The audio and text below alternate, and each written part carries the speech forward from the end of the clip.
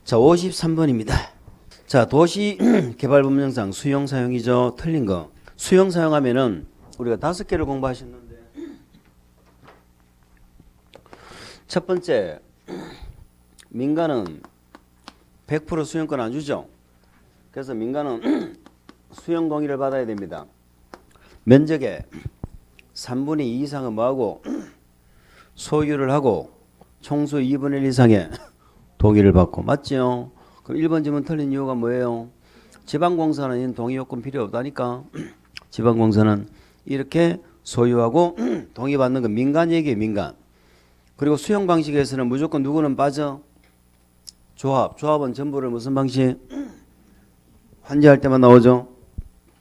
자, 두 번째, 사업 인정을 받은 것으로 보죠. 사업 인정이 간주가 되잖아. 아까 개발 사업은 시설 사업은 언제였어? 실시계획고시. 근데 여기는 언제? 세부 목록고시. 그 이번 지문이죠. 공지법 준용할 때 개발계획에서 수용사용 대상이 되는 세부 목록고시 하면 그때는 같은 법에 따른 사업 인정고시가 있는 것으로 본다. 재결 신청은 언제까지? 시행기간이 끝날 때. 돈 문제 해결하기 위해서 2개가 나왔죠. 토지 상환 채권. 채권에 관한 내용을 잘 정리하시고 선수검이 있습니다. 그 다음에 수용 방식에서는 이주 대책을 수립할 의무도 있었죠.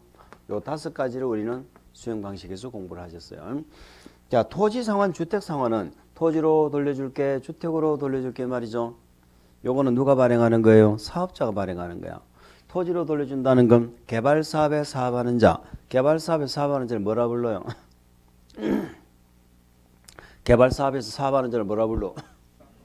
시행자라 부르지. 뭐라 불러? 시행자라 불러. 시행자가 이해가 안 가요 이러면 안 돼. 시행자가 뭐가 이해가 외우는 거지. 시행자지. 시행자가 발행하는데 토지 소유자가 원할 때죠. 이거는 강제 발행은 도시채권에서만 나와. 지자체가 발행할 때 강제 발행이 있지. 뭐 사업 시행자가 어떻게 강제 발행하겠어? 소유자가 원하면 대금의 일부다 전부다. 일부 지급하기 위해서 채권 발행하죠. 그래서 얘는 우리 수용 방식은요. 일반 분양을 해야 돼요. 근데 소유자 원한다고 다 채권 주면 안 된다니까. 그 대금의 일부고 또 조성되는 토지 건축물 면적의 얼마? 2분의 1도 초과하면 안 되죠. 이렇게 규모를 제한한다는 것도 한번 기억합니다. 근데 이 선수금은 어때요? 선수금은 이것도 당연히 시행자가 미리 받는 거죠. 시행자가 받는데 뭘 받는 거예요? 분양대금을 미리 받는 거야. 분양대금 미리 주면 나중에 땅 줄게 이 말이잖아. 그러면 요거는 전부를 받아도 됩니까? 일부를 받아야 됩니까?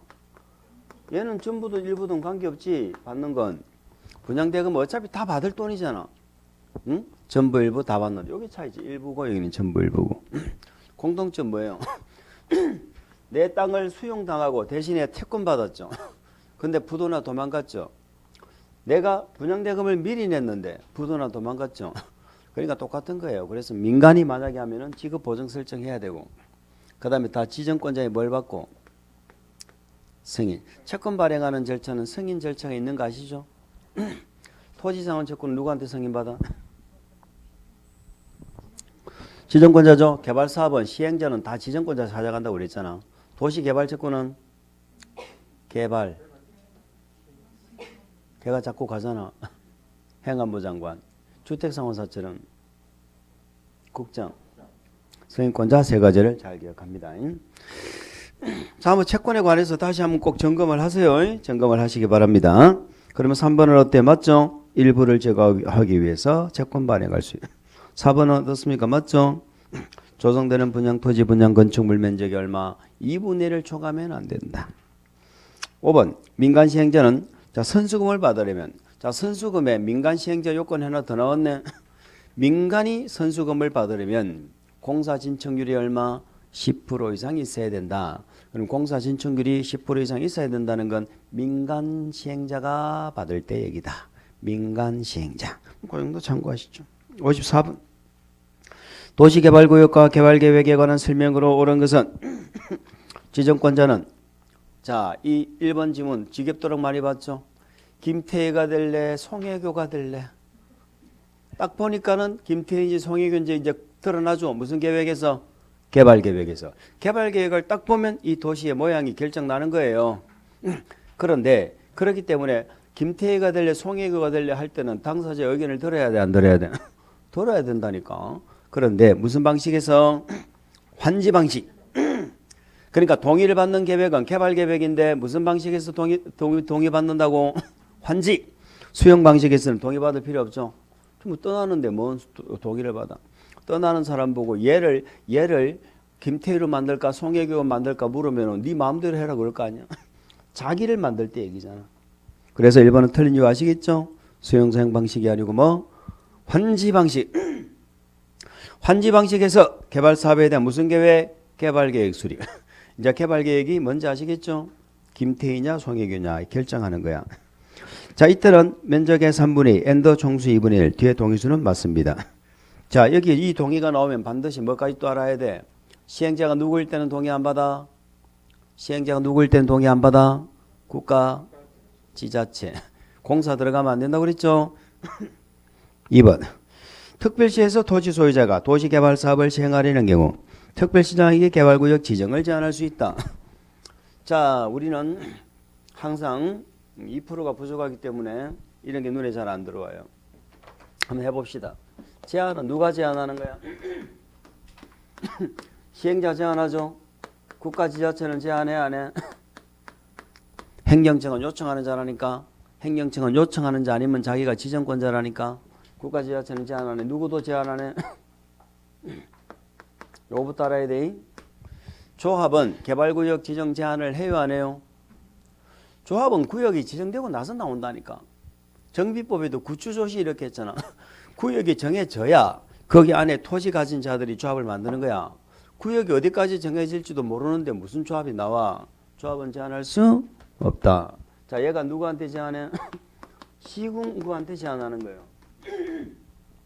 시군구한테. 뭐 특시특도는 중요하지 않죠. 우리 공법에서는 늘 나오는 놈이다 그랬잖아. 특시는 우리 개발법에는 안 나오죠. 그럼 시군구에다가 제한한다고. 시군구에다가. 그러면 얘들 중에 자기가 지정권이 있는 자는 직접 지정하고 지정권이 없는 자는 제한이 들어오면은 지정권이 없는 자는 뭐 한다고? 요청할 거 아니에요. 개발구역 지정권자 누구예요? 막 계산되고 있다 지금. 전자계산기 갖다 드릴까요? 개발구역 지정권자 누군지. 그럼 이게 바로 나와야 된다니까. 이 대답이 바로 나오는 거야. 이 대답이 바로 안 나온다는 건 나하고 공부를 안 했다는 얘기거든.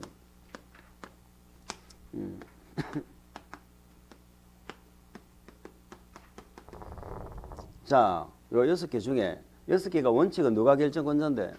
시도대도시 예외 국장이죠.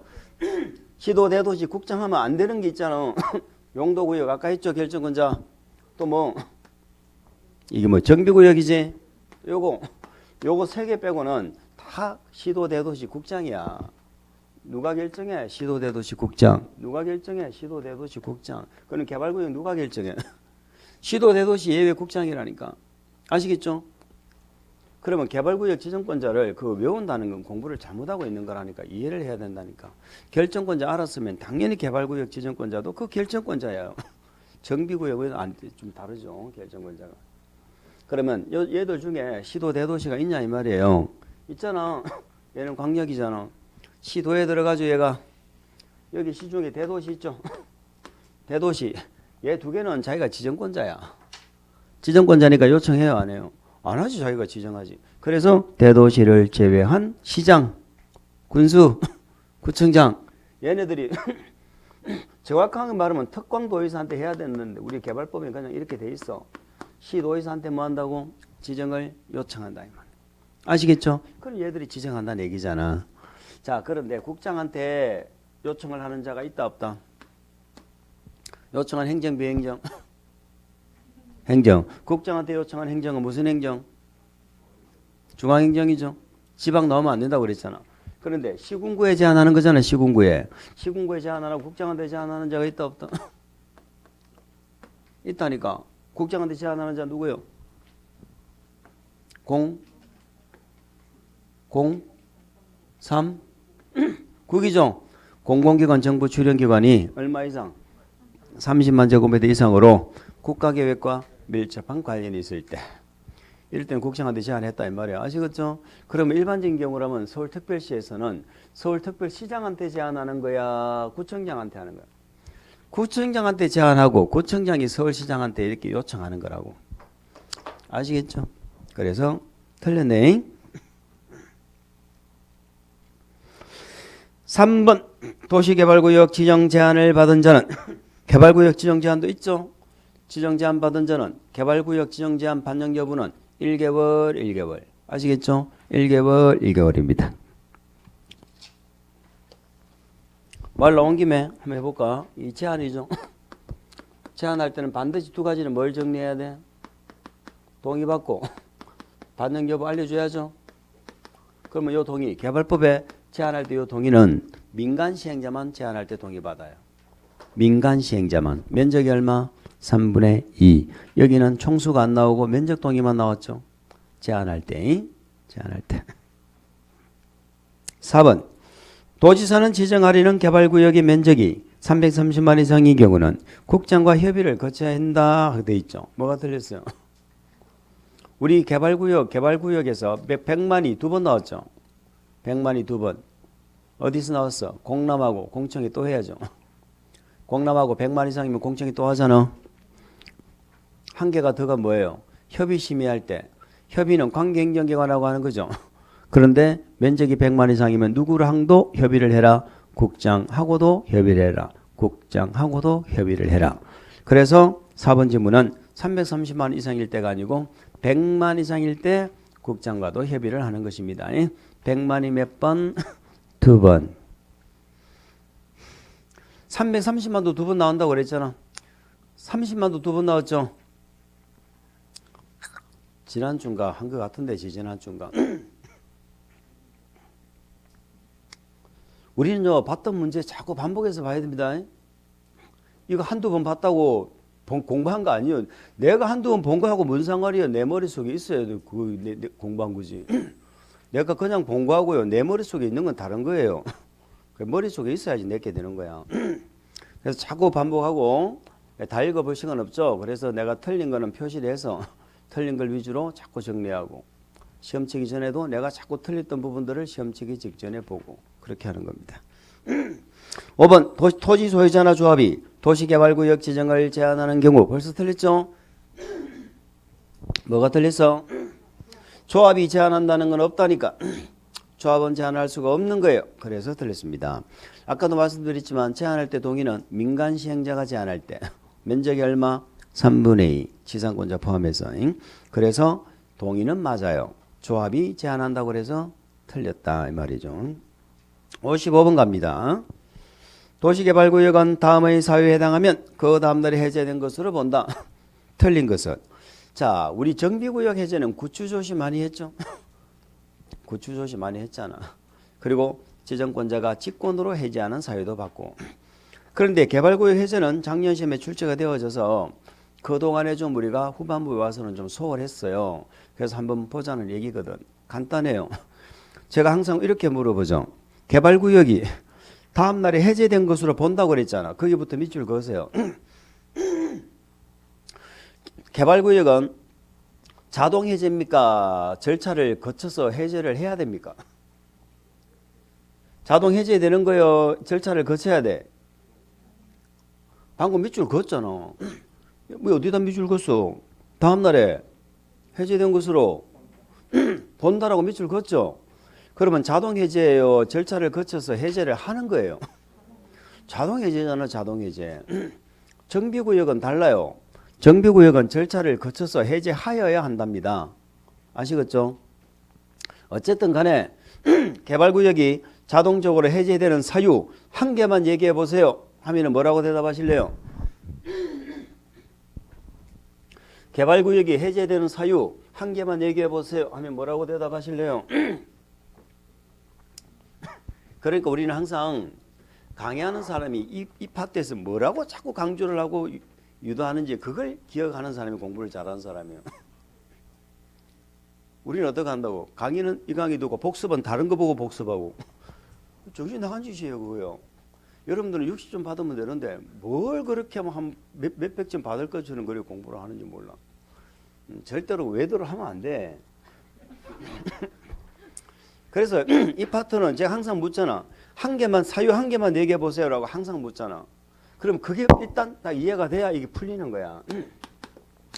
자, 본래는 개발 계획을 만들어 가지고 도시 개발 구역을 지정을 하잖아요. 예외적으로 개발법은 구역이 먼저 나오고 개발 계획이 나중에 나오는 예외가 있어요. 여기는 같이 나오니까 아무 문제 없고 여기는 구역이 먼저 고시가 된 다음에 개발 계획이 나중에 고시 시점이 다르죠. 그러면 여기까지 개발 계획이 나와야 사실상 개발 사업이 결정이 된 거예요. 그러면 2단계는 시행자가 나와가지고 뭘 해야 돼? 실시계획 인가를 받아야 사업을 하잖아요. 그러면 실시계획 인가를 신청한다는 것은 사업을 하겠다는 의미고 실시계획 인가 신청을 안 한다는 건 사업할 마음이 없는 거야. 아시겠죠?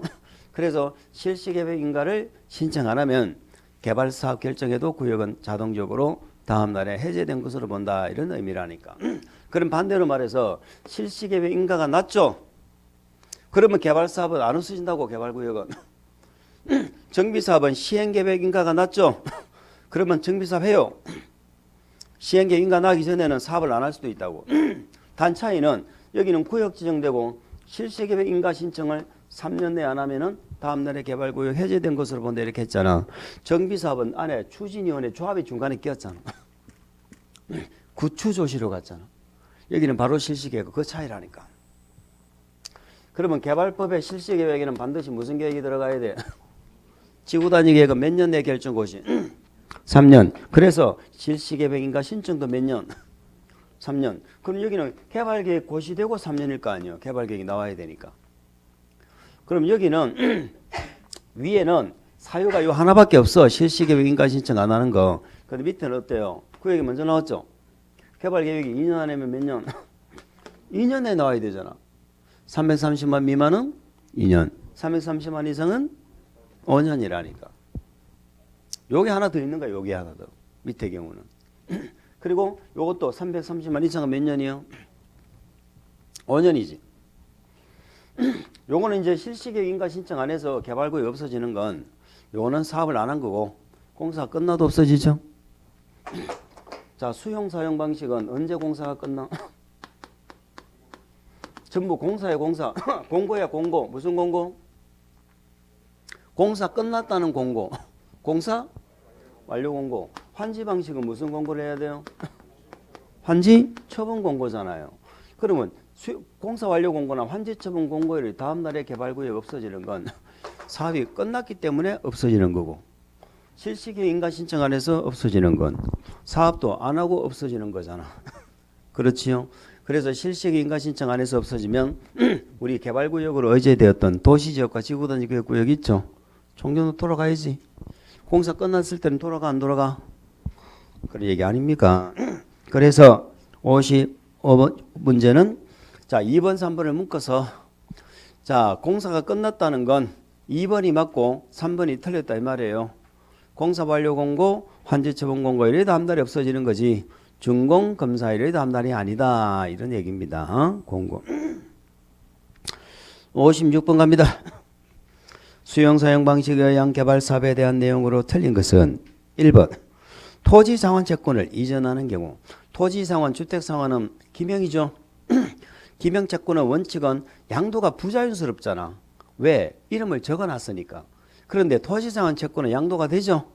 주택 상환 사채는 양도가 된다 안 된다?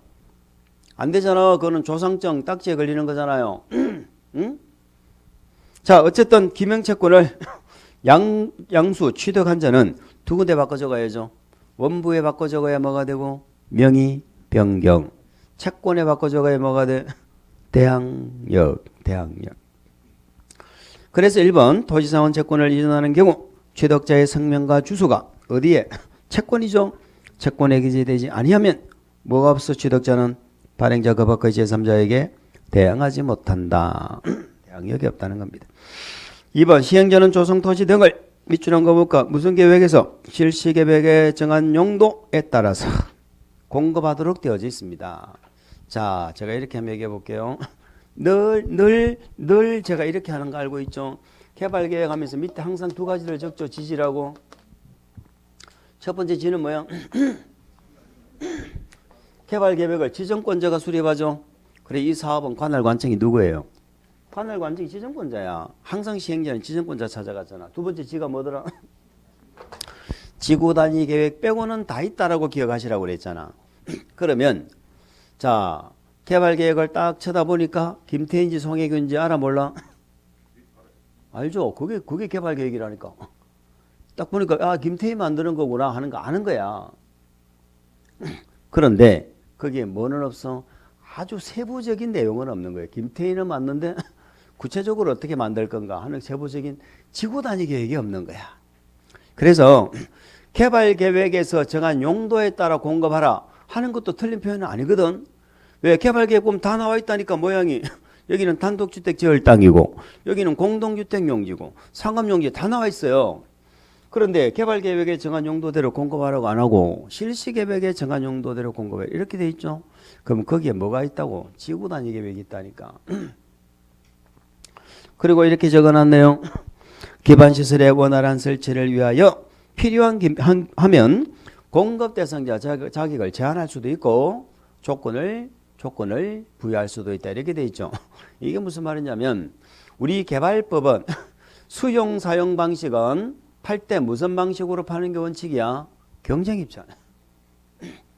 원형지는 학교 공장부지만 경쟁입찰이었잖아. 나머지는 수의계약이었잖아요. 그런데 여기는 경쟁입찰을 팔아야 돼요. 그럼 경쟁입찰은 누가 낙찰을 받아? 돈 많이 써내는 사람이 낙찰 받는 거지. 돈을 많이 내겠다고 하면. 그런데 우리 개발법은 뭐라고 돼 있어? 기반시설의 원활한 설치를 위해서 필요하면요. 대상자 자격을 누구 이 토지는 어떤 자만 입찰할 수 있다고 제한을 뭐 할 수 있다? 정해놓을 수 있다 이 말입니다. 제한할 수 있다. 그런 게 있구나 하는 거 우리 시험에 딱 한 번 나온 내용입니다. 3번 실시계 고시공지법 사업인정고시 이거 틀린 거 아시겠죠? 실시계 고시가 아니고 아까 개발계획에서 세부 목록 고시였죠. 우리 실시계획 고시의 효과가 뭐였어요? 작년 시험에 나왔네. 얘는 지구 단위 계획과 같은 관리 계획이 결정 고시된 것으로 보는 거잖아. 관리 계획. 잘 안 되는 부분이 있으면 꼭 다시 점검하세요. 4번. 그래서 들고 4번.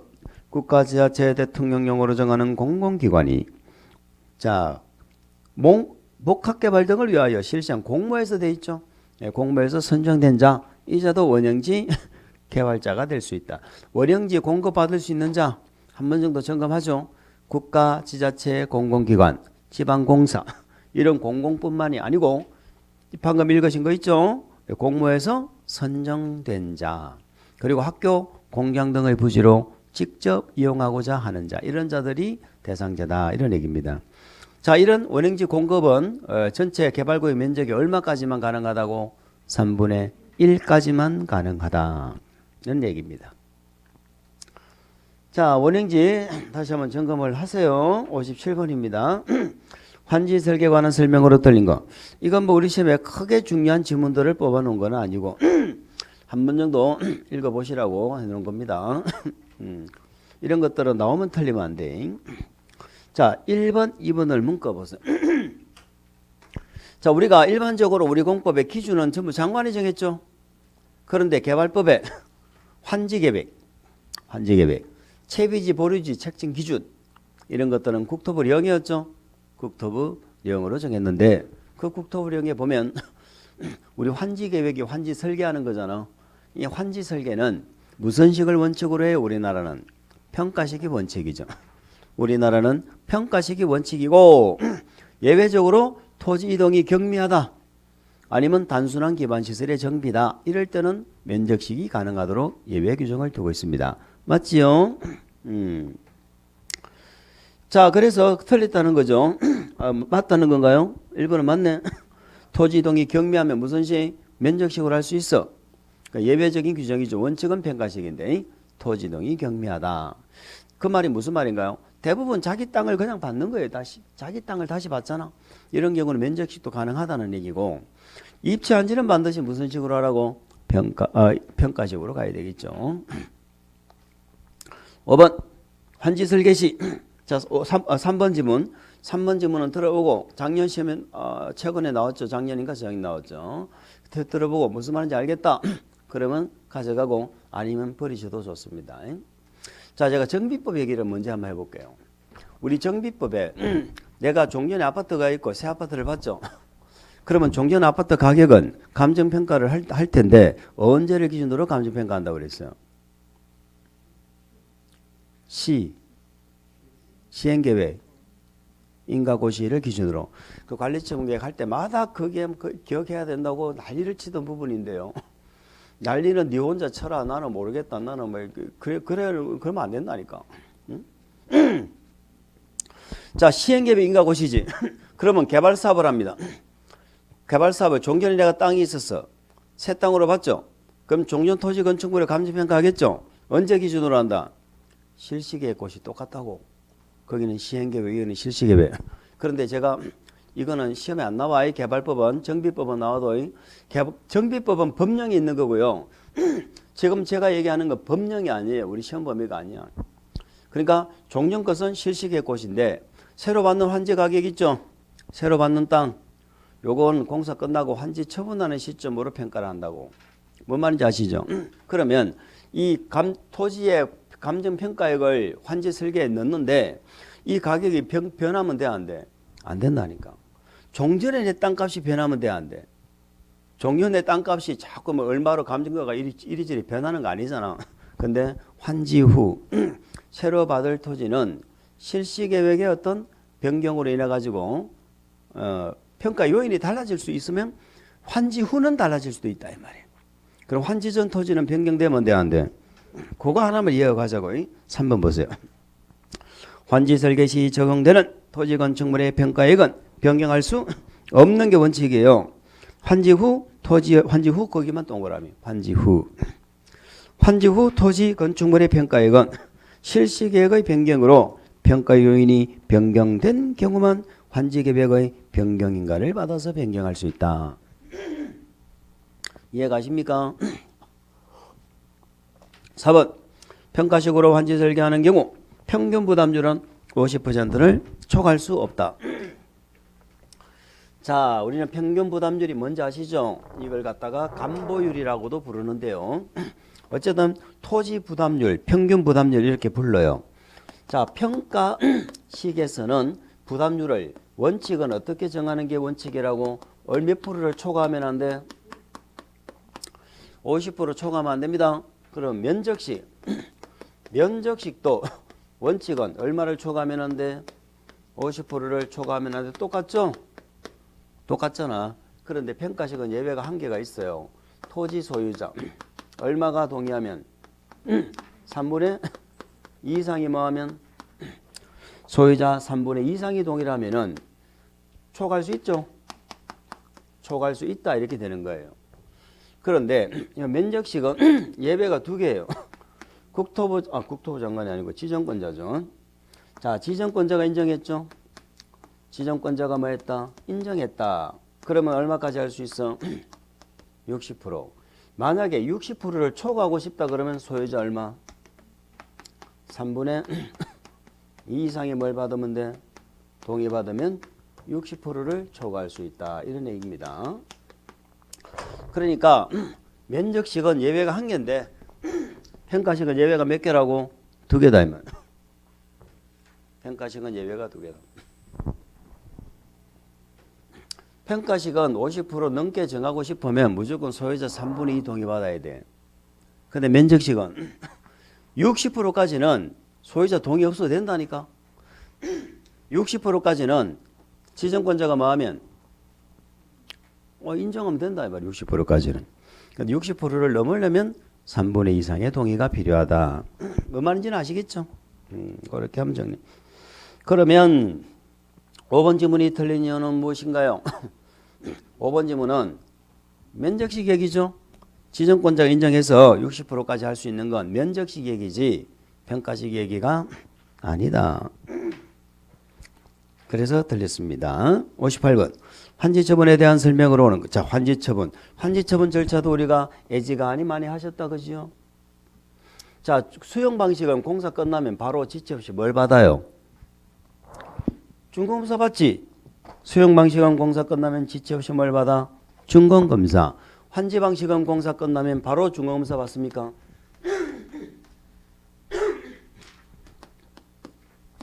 환지기 인가 났죠? 공사에 들어갑니다. 공사 끝났습니다. 환지 처분하죠? 자, 여기는 공사가 끝이 나면은 바로 중공검사를 받는 것이 아니고요. 무슨 절차를 거쳐야 돼? 자, 요 절차를 반드시 거쳐야죠. 지체 없이 뭐 한다? 공고를 해서 주민들에게 뭘 시켜? 공람. 공람은 당연히 10살 이상일 거고 필요한 조치를 한 다음에 중공검사를 신청한다. 요게 절차야. 공사 끝나면 바로 중공검사 신청하는 게 아니고 지체 없이 공고를 해서 주민에게 의견 들은 다음에 필요한 조치를 하고 중공검사 신청한다 이 말이에요. 중공검사는 누가 해요? 전부 간헐간증 지정권자 아까 그랬잖아. 그 지정권자 그걸 1년 내내 못 외워서 내 답이 안 나온다. 전부 개발사업의 시행자는 지정권자 찾아가는 것이요. 환지계획인가 요거 하나 빼고 환지계획인가는 누가 하든가 시군구가 있죠. 그럼 지정권자한테 중공검사를 신청한다 이 말이에요. 필요한 조치를 하고. 근데 만약에 지정권자 지가 시행자면 어떻게 돼? 중공검사 없죠. 지가 지한테 검사 받는다는 거 말이 안 되잖아. 그러면 공고공람을 해야 되죠. 필요한 조치 했죠. 그리고 공사를 끝내야 된다 이렇게 되는 거예요. 지정권자는 공사를 끝내야 된다 그러고 지정권자가 아닌 자는 지정권자의 준공검사를 신청한다. 아시겠죠? 그러면 준공검사 받고 환지 처분은 며칠 이내 했어? 요 60일이죠. 요거는 60일 이내 하는 거예요. 환지 처분 하는 방법이 뭐예요? 환지 처분하는 방법. 환지 계획에서 정한 걸 개별적으로도 통지해서 알려줍니다. 개별적으로도 알려주고 대외적으로 뭐하고 관보나 공부에 뭐하고 공고를 하죠. 하면은 언제 소유권을 취득하는 거야. 이게 절차잖아요. 어려운 게 뭐가 있어? 공사 끝나면 환지 계획대로 약속했잖아. 준다고. 환지 계획 약속을 개별적으로 알려주고 공고한다고. 그러면 다음 날에 자동적으로 소유권 취득한다 이 말이에요. 이게 이해가 돼야 나중에 정비법이 또 이해가 되는 거야. 환지 처분 공고하고 더 환지 등기는 며칠이네. 근데 정비법은 요 60일 14일이 정비법은 다 지체 없이로 바뀌죠. 정비법은 바쁘다 그랬잖아요. 그럼 1번 지문은 어때요? 맞죠? 지정권자가 아닌 시행자잖아. 환지 방식으로 공사가 끝났죠, 사업이. 그러면 공고공람 절차를 거쳐야 되죠. 지정권자의 준공검사 신청하는 거 맞죠? 보류지는 환지 계획에서 정한 자가 환지 처분 공고된 날에 다음 날에 소유권을 취득한다. 자, 토지 소유자에게 환지 계획을 짜기도 하지만 토지 소유자가 가져가는 땅이 아닌 것도 있지요. 그게 채비지 보류지잖아. 채비지 보류지는 토지 소유자가 아니잖아. 채비지는 누가 가져가요? 시행자. 보류지는 누가 가져가? 환지 계획에서 정한 자라고 되어 있잖아. 언제 가져간다고? 공고한 날에? 다음 날. 전부 환지 처분 공고의 효과는 다음 날이야. 그럼 다음 날이 아닌 걸 잡아라고 그랬잖아. 다음 날이 아닌 거. 뭐는 다음 날이 아니었어요? 돈 받아 나가는 토지 위의 권리. 환지를 정하지 아니한 토지 위의 권리. 요거는 소멸해야지. 소멸은 언제 소멸해? 공고한 날이 끝나는 때. 또 채비지는 예정지 상태에서 처분도 되죠. 본래 예정지는 사용 수익하는 거지 처분하는 거 아니잖아요. 근데 채비지가 예정지로 지정되면 처분되죠. 그 처분했을 때 미리 처분했을 때 그때는 당연히 매입한 자가 가져가겠지. 그런데 언제 가져가? 그건 등기래. 등기. 그래서 채비지 미리 팔았을 때 하고 권리가 소멸될 때 하고 요 두 가지는 공고한 날이 다음 날 하면 안 됩니다. 나머지 권리 취득은 다 다음 날이야. 토지 받아도 다음 날, 아파트 받아도 다음 날, 채비지도 보리지도 다 다음 날이잖아요. 됐지요? 그 다음에 3번. 도시개발구역 안에 토지에 대한 지역권. 자, 우리가 환지를 받으면 이렇게 돼 있었죠. 평면환지는 환지를 다음 날에 종전토지로 본다 이렇게 했죠.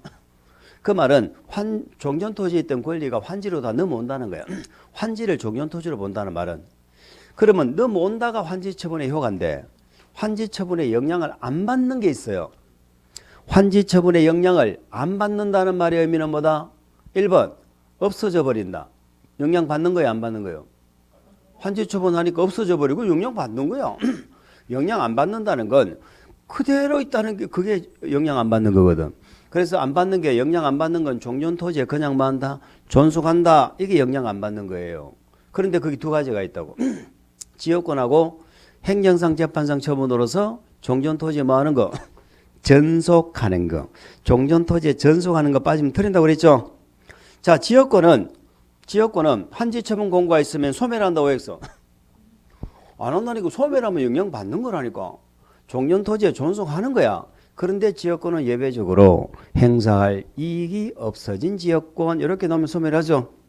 그래서 원칙은 종전토지에 존속하는 것이 원칙이다 하는 걸 기억하셔야 돼. 그래서 3번이 틀린 이유는 환지처분 공고가 있으면 소멸한다 그러면 안 된다니까. 얘는 요거는 예외고 환지처분 공고된 날이 끝나는 때 아주 문장은 좋죠. 근데 요거는 예외고 무슨 말이 들어가야 3번이 맞아? 행사할 이익이 없어진 지역권 이렇게 돼야지 소멸하는 거예요. 그 말이 없으면 종전토지에 그냥 존속하는 겁니다. 자, 4번에 청산금을 받을 권리나 징수할 권리는 우리 공법의 소멸시효는 몇 년이라고? 5년. 우리 도시개발채권도 원금은 몇 년? 5년. 이자는? 그렇죠. 5번 시행자는 환지처분 공고 후 14일 이내 등기소에 알리고 촉탁이나 신청한다. 맞죠? 59번. 자, 정비구역에 관한 설명으로 옳지 않은 거. 정비구역 지정권자는 물어봅시다. 정비구역 지정권자가 누구예요? 특광시장 군수죠? 알아야 돼. 특광시장 군수가 지정권자잖아. 이방권자는 누구예요? 이방권자는 누구예요? 이방권자도 특광시장 군수야. 가장 간단하게 시장군수 등이라고 기억하시라고. 시장군수 등이 누구죠? 특시, 특도, 시장, 군수, 구청장 등 이렇게 했잖아. 그죠? 특시, 특도, 시군구를 줄여서 시장군수 등이라고 해요. 근데 우리 일반권자에서 구청장이 지정권이 없잖아. 그래서 광역시 군수를 빼서 구청장한테 붙였죠. 붙여서 뭐라 불렀어요? 구청장 등이라고 불렀잖아요. 일반권자, 지정권자 꼭 기억하십니다. 읽어봅니다. 정비구역 지정권자는 정비구역에서 건축물의 참고로 밑줄 주세요. 건축물의 최고 높이입니다. 최고 높이를 변경. 이건 경미한 변경이에요. 우리 정비법의 기본계획, 정비계획의 경미한 변경은 아예 손을 안 댔습니다. 그것까지 공부하는 건 불가능해요. 이렇게 나오면 그냥 밑줄 꼭 한번 보는 거예요. 아, 이게 경미한 변경이구나. 그러면 제가 하나 물어볼게요. 우리 개발계획에는 아까 개발계획에는 지구단위 계획이 있었어 없었어? 개발계획에 지구단위 계획이 있었다 없었다? 없었잖아. 없었잖아. 김태인 주는 아는데 구체적으로 코 높이를 몇 센치 올릴 건지는 몰랐잖아. 그럼 정비계획엔 지구단위 계획이 있다 없다? 그렇지. 반대로 생각하셔야 돼. 그래 정비계획 만들어서 정비구역 지정하죠. 그러면 지구단위 계획이 만들어진 것으로 간주해 준다니까. 우리 아까 지구단위 계획 내용 공부했죠. 기환경도 있었죠. 용건용도도 있었죠. 그러면 용건용도, 배영, 세건 이런 것들이요 정비계획 내용이 있다니까요. 그럼 건축물의 높이에 관한 내용이 정비계획 내용입니다. 건축선도 정비계획에 있어요. 그런데 그 최고 높이를 변경하는 건 경미한 변경으로 본다. 이런 얘기입니다. 아시겠죠? 경미한 변경으로 본다. 어쨌든 경미한 변경은 우리 정비법은 생략한 다음에 무조건 맞아. 절차 생략할 수 있죠. 그래서 1번은 지방도시인의 심의를 거치지 아니할 수 있다. 뭐 의견도 안 들을 수 있다. 다 맞는 거예요. 2번 정비구역 지정권자는 정비사업의 효율적인 추진을 위하여 필요하다고 인정하는 경우는 하나의 정비구역을 둘 이상 구역으로 분할하는 방식으로 구역을 지정할 수도 있다. 아까 시설사업도 분할했죠. 시설은 분할. 자, 개발구역은 분할도 하고 결합도 하고. 결합은 서로 떨어져 있는 지역을 하나의 구역으로 묶는 거야. 근데 정비구역은 분할도 하고 결합도 하고 한 개 더 들어가죠. 통합. 연접한 지역은 뭐 할 수 있어? 통합. 3번 정비사업 시행으로 토지 등 소유자에게 과도한 부담이 발생할 것으로 예상이 된다. 자, 우리는 구추조시는 많이 들어보셨죠? 이제 구추조시 말고 딱 쳐다보니까 사업이 안 돼. 토지 등 소유자의 과도한 부담이 예상이 돼. 딱 쳐다보니까 목적 달성이 곤란해. 안 될 것 같아. 이런 경우 있죠? 또 한 개만 더 생각해 볼까? 몇 프로 이상 요청이 몇 퍼센트? 30%. 30%가 모이면 살릴 수도 있고 죽일 수도 있다고 그랬잖아. 죽일 때 더 신중하라고 그랬죠. 그래서 죽여줘 라고 요청할 때는 추진위원회가 구성되기 전까지만 가능해요. 어쨌든 방금 제가 말씀드린 요 세 가지는 뭡니까? 구추조시가 아니고 요 세 가지는 지정권자가 직접 직권으로 해제해버릴 수 있는 사유입니다. 직권으로 해제해버릴 수 있는 사유잖아요. 직권으로 해제할 때도 심의는 해야 되나요? 당연히 해야죠. 절차, 정비구역은요, 절차를 거쳐서 해제를 하는 거예요. 정비구역은 자동 해제가 아니에요. 그러니까 심의를 거치지 않고 이게 들렸어요. 4번, 주거환경 개선 사업은 시행자가 정비구역에서 정비기반시설, 공동이용시설을 새로 설치하거나 확대하고 토지 등 소유자가 스스로 주택을 보존하는 방식. 뭐 시행 방식은 반드시 알아야 됩니다. 요게 스스로 보존하는 방식이죠. 시행자가 정비기반시설 공동이용시설만 해주고, 사업 시행자가 가로로 묶어보세요. 시행자가 뭐만 한다고? 정비기반시설 공동이용시설만 해준다니까. 토지 등 소유자가 가로 묶어보세요. 토지 등 소유자가 뭐 한다고? 주택을 스스로 보전, 정비, 개량한다고. 이게 1번 방식이고, 우리는 주거환경은 수용도 있고 환지도 있고 관리처분도 있고 있었죠. 5번, 정비구역 등의 추진 상황으로 보아서 지정 목적을 달성할 수 없다고 인정되어 정비구역이 해제되었다. 만약에 해제되면 정비계획으로 변경된 용도지역은 자, 아까 정비계획 내용 중에 용건, 용도 다 있잖아. 그러면 이 용도지역을 바꿀 수도 있고 기반시설을 설치하기로 결정할 수도 있고 하여튼 살기 좋은 마을로 이렇게 계획을 짜놨을 거 아니에요. 근데 정비구역이 없어졌죠. 그대로 있어야 돼. 돌아가야 돼. 돌아가야지. 정비구역 지정 이전 상황으로 돌아간다. 60. 정비사업 시행자에 관한 설명을 오는 거. 시행방식 시행자 꼭 한번 점검하시기 바랍니다. 1번 지금이 틀린 거 아시겠죠? 주거환경은 절대로 조합에 넣으면 안 됩니다. 재개발, 재건축은 조합이 하지만 주거환경은 조합이나 토지 등 소유자 이런 자가 나오면 안 됩니다. 주거환경은 누가 하는 건데요? 시장군수 등이 하는 거죠. 시장군수 등이 직접 해도 되고 누구를 지정해서 아까 1번 스스로 하는 방식은 토지주택공사 등만 지정받았고 나머지는 법인도 있고 건등도 있었죠. 꼭 한번 점검하세요. 2번은 어때요? 토지 등 소유자가 20인인 재개발이죠. 20인 미만일 때는 소유자가 거장할 수 있죠. 20인부터는 조합을 만들어야 돼. 그래서 토지 등 소유자가 하는 게 아니고 뭘 만들어야 한다? 조합을 의무적으로 설립을 해야 된다. 3번, 재건축 사업은 조합이 건설 사업자와 공동을 할 수 있다 없다? 자, 우리 재개발 재건축은 조합이 하는 게 맞죠? 재개발은 토지 등 소유자가 하는 경우도 있지만 재건축은 조합을 만들어야 되잖아. 근데 얘들이 꼭 단독으로 해야 돼요? 공동을 할 수도 있어? 공동을 할 수도 있죠. 공공하고는 무조건 같이 되고 공공하고는 제한이 없고 민간 중에도 재건축은 건등 공동을 했죠. 재개발은 건등 신항까지. 그러니까 재건축 건설사업자 공동으로 되지. 건등과 공동으로 된다. 자, 공동을 할 때는 얼마의 동의를 받습니까? 과반수. 공동을 하려면 과반수의 동의를 받아야 합니다. 4번, 재개발 사업조합은 신탁업조와 공동이 됩니까? 되지. 재개발은 건등 신한 다 공동이 됩니다. 건등 신한 다 공동이 됩니다. 물론 과반수 동의를 받아야 되겠죠. 그래서 그게 맞네. 자, 5번은 우리가 이제 정비법에 천재지변이 나오면 만능이잖아요. 근데 잘 봐야 돼. 천재지변 그밖에 불가피한 사유로 긴급히 무슨 사업을 한다? 주거환경. 우리 주거환경 개선 사업은 동의를 받아야 되죠. 근데 천재지변이 있으면 동의 받아 안 받아? 안 받죠. 동의를 안 받는 대신에 이때는 시장군수 등이 직접 하거나 지정은 누구만 지정받아? 토지주택공사 등만 지정받습니다. 이런 법인이나 건등이 나오면 안 돼요. 천재지변이 있을 때는 공공만 하는 거야. 천재지변이 있을 때는 동의 안 받고 공공만 하는 겁니다. 5번 지문은 뭐 법인이 안 보였을 수도 있어요. 61번입니다. 자, 여기 이제 신설된 규정으로서 한번 꼭 점검이 필요한 내용입니다. 들어보기는 들어보셨을 거예요. 투기과일지구에서 첫 번째가 투기과일지구죠. 투기과일지구에서 일단 정비사업으로 건설된 집을 한번 분양을 받았죠. 당첨됐죠.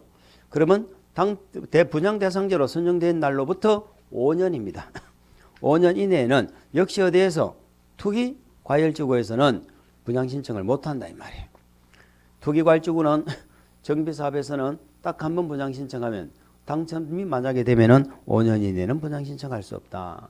근데 뭐는 괜찮아? 상속, 이혼, 결혼, 어로 조합원 자격을 취득한 경우는 가능하다. 이런 얘기입니다. 두 번째는 자 우리가 이제 분양 신청을 끝끝내 안 하죠. 끝끝내 안 하면 어떻게 해야 돼? 돈 줘서 내보내야지. 근데 재개발은 돈 줘서 보낸다는 말의 의미가 뭐야? 조합이 아파트를 사들이는 거잖아요. 조합이 집 팔고 나가 이렇게 할 거 아니야. 근데 재개발하고 주거환경을 어떻게 한다고? 수용합니다. 재개발하고 주거환경은 무슨 방식으로 집을 사들여? 수용. 재건축은 수용이 안 되고 뭐 하죠? 매도 청구하죠. 매도 청구합니다. 그리고 매도 청구든 수용이든 간에 보상금은 원칙이 당사자가 뭐 하는 게 원칙이야. 협의를 하고 안 되면 이제 강제 절차로 들어가는 거예요. 그 협의를 언제까지 하라는 거예요? 협의를 여기는 전부 다음 날입니다. 다음 날이 동그라미 치셔야 돼. 첫 번째 관리처분계획 인가고시가 된 날의 다음 날입니다. 관리처분계획 인가고시가 된 날의 다음 날부터 며칠까지? 90일. 90일까지는 협의를 해라는 겁니다. 근데 90일이 지나도 협의가 안 되죠? 그러면 이제 강제 수용, 매도 청구 절차로 들어가는 거예요. 그런데 다만 이거는 뭔가요? 시행자는 분양 신청 기간 종료일이 역시 다음 날이죠. 다음 날부터 협의를 시작할 수 있다라는 말은 분양 신청 기간이 딱 끝나면 분양 신청 안 한 자가 이제 정해졌죠. 그럼 그들하고 협의를 하는 거잖아. 신청 기간이 끝나야지. 다음 날부터 협의를 시작하고 언제까지는 협의를 완료하라고? 관리처분계획 인가고시의 다음 날부터 며칠? 90일 이런 뜻입니다. 그런데 세 번째 시행자는 협의가 안 되죠. 안 되면 그 기간이 만료된 날의 다음 날부터 역시 다음 날이죠. 다음 날부터 60일 이내 수용하는 경우는 수용 재결 신청. 그다음에 매도 청구한다면은 매도 청구 소송. 요걸 며칠 이내 제기하라고? 60일. 그래서 정답은 2번이죠. 62번 정비사업 조합에 관한 설명으로 틀린 거. 분양 신청을 하지 아니한 자 등에 대한 현금 청산 금액을 제외. 요 제외가 중요하죠. 자, 우리는 관리처분 계획이나 그게 관리처분 계획이죠. 사업 시행 계획은 반드시 뭐를 해야 되고? 총회. 총회에서 얼마 찬성받아야 돼? 과반수. 그런데 이렇게 정비사업비가 10% 이상 늘어났죠. 그러면 얼마의 찬성받아야 돼? 3분의 2 이상의 찬성을 받아라. 이런 얘기입니다. 분양 신청 아니한 자에 대한 현금 청산 금액을 제외. 생산자 물가상승률 2번에 나와 있죠. 그래서 1번에 분양 신청하지 아니한 자에 대한 현금 청산 금액 요거 하고 괄호로 묶어서 그거 하고 2번에 물가상승률 돼 있죠. 그 물가상승률 앞에다가 생산자 이렇게 한번 적어주는 게 좋겠습니다. 생산자 물가상승률. 제가 늘 뭐라고 얘기합니까? 건축 자재값이 올랐다. 이런 건 빼고 몇 프로? 10%. 3번. 시장 운수 등의 조합 설립 인가를 받은 후 정관이 정하는 경쟁 입찰의 방법으로 시공자 선정. 자, 시공자 선정은 조합은 언제 시공자 선정에? 조합 설립 인가가 떨어지면 할 수 있죠. 그래서 시기가 빠르니까 얘는 비리가 생길 수 있죠. 그래서 무슨 방법? 경쟁 입찰 또는 2번 이상 유찰되면 수익이야. 경쟁 입찰이 원칙이죠. 그런데 3번은 왜 틀렸어요? 정관이 정하는, 이게 틀렸죠. 경쟁 입찰의 방법을 정관이 정한다 그러면 틀려요. 그러면 정관이 정할 수 있는 경우는 조합원이 몇 명이야? 조합원이 100명 이하다. 조합원이 100명 이하일 때는 정관으로 정할 수 있고, 원칙은 경쟁 입찰 또는 수익액 이렇게 가야 됩니다. 4번. 조합원 조합 설립인가 받은 날부터 30일 이내 주된 사무소 소재지에 대통령령이 정하는 사항을 등기하는 때 성립한다. 맞죠? 등기가 성립 요건이다. 5번도 신설된 내용이죠. 잘 기억하셔야 됩니다. 재개발 정비사업 조합이 인가받은 사항을 변경 미줄. 자, 우리가 공법의 변경은 전부 뭐라고 그랬어? 새로운 행위죠. 그럼 다시 해야죠.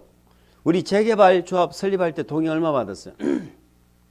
4분의 3, 2분의 1 동의 받았잖아. 그런데 정비법은 예외입니다.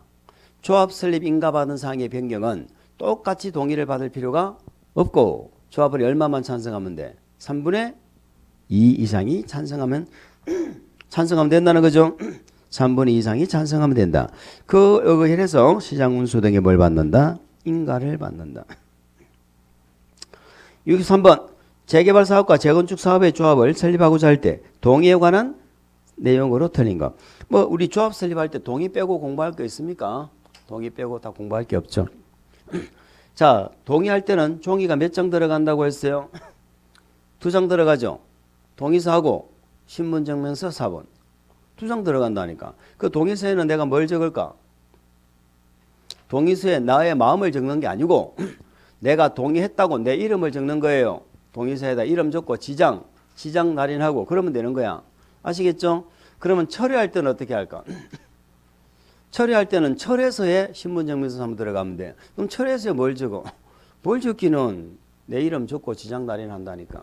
그러면 만약에 동의를 하거나 철회를 할 때 인감증명서 첨부한다 그러면 틀립니다. 인감도장 찍고 인감증명서 첨부한다면 틀려. 그럼 인감증명서, 인감도장은 어떤 경우에 필요해? 해외에 장기 체류. 내가 지금 여기 없어.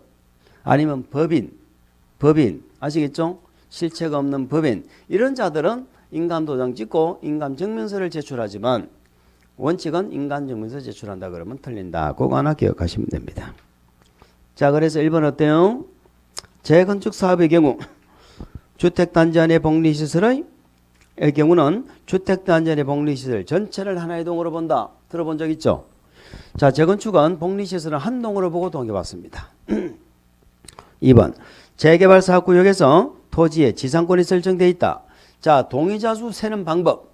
우리 개발법은 토지 소유자 동의받습니다. 건물 소유자 동의가 없죠? 근데 개발 사업에서 내가 토지가 여러 필지예요. 나 동의 몇 번 해? 한 번. 여러 명이 공유하고 있어. 그중에 대표자 한 명만 동의합니다. 아시겠죠? 똑같은 거야. 정비법도 내가 토지 등이죠. 정비법은. 토지 등이 여러 개야. 난 몇 번 동의해? 한 번. 여러 명이 토지 등을 공유하고 있어. 대표하는 한 명 똑같아요. 뭐만 다르냐? 정비법은 토지 등이니까. 재건축 빼고는 토지 등이 뭐예요? 토지, 건축물, 지상권. 요 세 개가 또 토지 등이잖아. 그러면 토지 소유자가 있고 그 위에 건축물 소유자 따로 있죠? 그러면 토지 등 소유자 몇 명이다? 2명이라고. 2명 채야 되는 거야. 둘 다 토지 등 소유자니까. 그런데 토지 위에 뭐가 있어? 지상권자가 있죠? 이럴 때는 2명이다. 대표는 1명이다. 그거밖에 없어요. 그래서 그게 2번 질문이 그거네. 재개발 사업구역에서 토지에 지상권이 설정되어 있다면 그때는 2명이 아니고 대표하는 1명을 소유자로 본다는 겁니다. 3번은 왜 틀렸을까요? 그렇죠. 인간정비서 들어가면 안 돼요. 그래서 틀렸습니다. 4번 조합원 자격 요건. 이것도 몇 번 물어봤는데 좀 어려워. 밑줄 조합원 자격. 아까 조합 인가받은 사항을 변경할 때는 3분의 2가 찬성하면 된다고 그랬죠. 그래 인가받으면 되는데 조합 인가 내용 중에 중요한 게 정관이잖아. 이 정관 변경할 때는 과반수만 찬성하면 돼요. 과반수. 그런데 정관 내용 중에서도 3분의 2 찬성이 필요한 경우가 있다는 거죠. 그 중에 뭐 다 기억 못하면 오늘 거기 나왔으니까 조합원의 자격 하나 기억하자. 조합원의 자격, 제명, 탈퇴 여기에 관한 사항은 3분의 2가 찬성해야 정관을 바꿀 수 있다는 얘기입니다. 그런데 조합원의 자격, 제명, 탈퇴는 3분의 2가 찬성하는 내용 맞아요.